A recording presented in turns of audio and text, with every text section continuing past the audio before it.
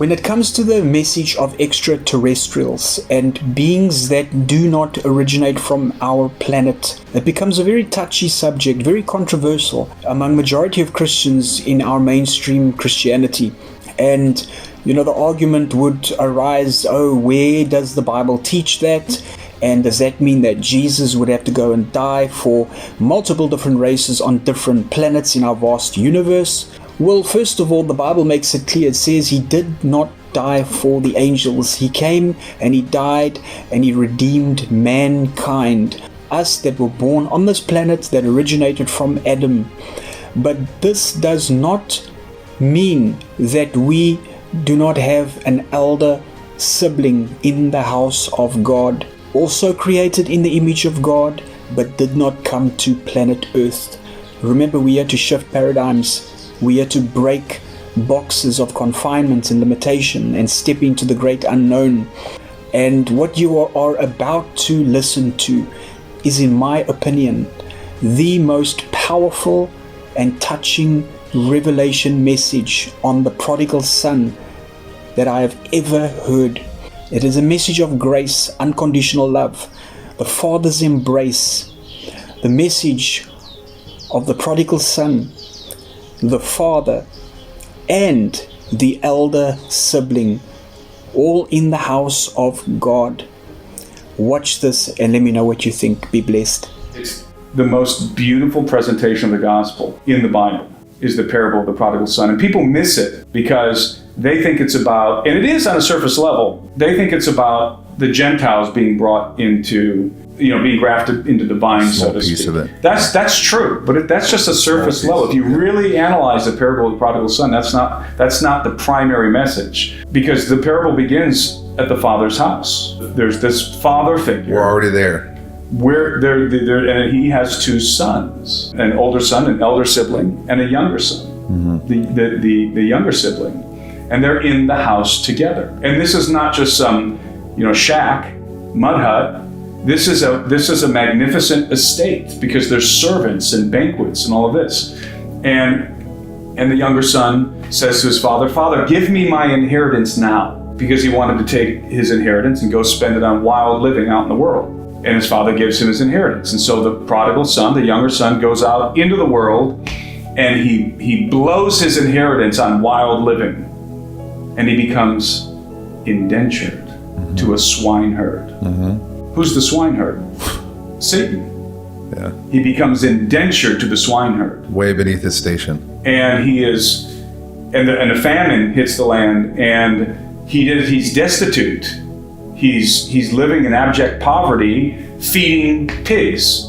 He went from being a son in his father's house, all of the splendor and opulence of his father's house. He went from being a son in that estate to being indentured, the slave of a swineherd, feeding pigs, eating the filth of pigs, covered in mud, covered in swine feces, and worse, there's a famine. So he's got almost nothing to eat. He's starving. And he's ragged. Yeah. And he's enslaved to the swineherd, becomes indentured. In other words, he has a debt to pay. And he says to himself, one day he realizes, even the servants in my father's house are living better than me.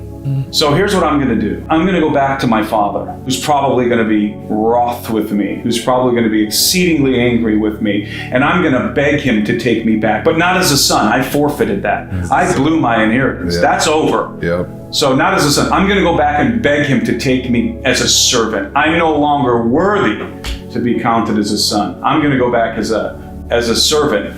So he sets off to see his father, and remember, he's ragged, covered in filth, haggard, hungry, and he goes to see his father. I try not to get choked up every time I talk about this. He goes back to see his father, who he thinks is going to be exceedingly angry with him. But his father, instead of being angry, what is he doing? Celebrating him. He's waiting. To him. Yeah. He's waiting at the door for his son to come back. Yeah. This is what I told you. This is my it's good, man. my favorite thing to talk about, but it's also the hardest thing to talk about. I know. Yeah. And he sees his father waiting for him at the door. And his father doesn't just wait, he runs out to meet him when he sees his son approaching. And he embraces his son. And he thinks that, the son is thinking that his father's going to slap him in the face and send him away because he wasted his inheritance. But instead, his father falls on him, embraces him, kisses his neck. And he calls for his servants to bring clean clothes, to clothe him in clean clothes, which is symbolic of the resurrection. Very symbolic. And to shod his feet with sandals because he was barefoot. And in the ancient world, time of the Romans, a servant was marked. One of the things that marked a servant was the fact that they didn't wear shoes. Wow.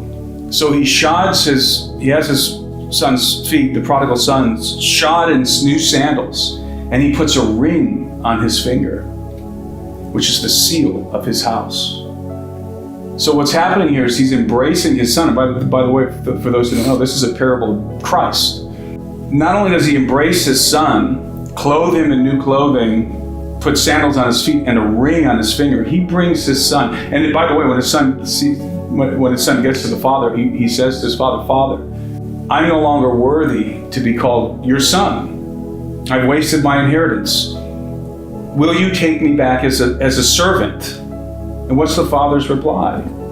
"No, I'm going to take you back as my son. I'm going to reinstate you." And he goes back into the house, into his father's house, and he's brought in with great celebration. His father has a fatted calf, killed, slaughtered, and they have a huge celebration. And they're celebrating the return of the prodigal son. And the older son hears, he's out in the field working, and he hears this great celebration happening. And he calls his father, and his father, he goes to his father, and he says to his father, "I have been with you all this time, and I never went and squandered my inheritance. And yet you've never threw a banquet for me and my friends. You've never celebrated me in this way.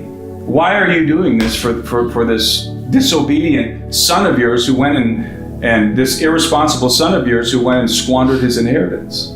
And the father said to him, "You have been with me forever," to the older son. "You've always been with me, but this brother of yours was lost, and now he is found. He was dead, and now he is alive." And so they're celebrating the reinstitution of the prodigal son back into the family. That's the gospel of Christ. We are the prodigal son. That's us. And it just rocks me to my core when I think about the grace of God. Because we realize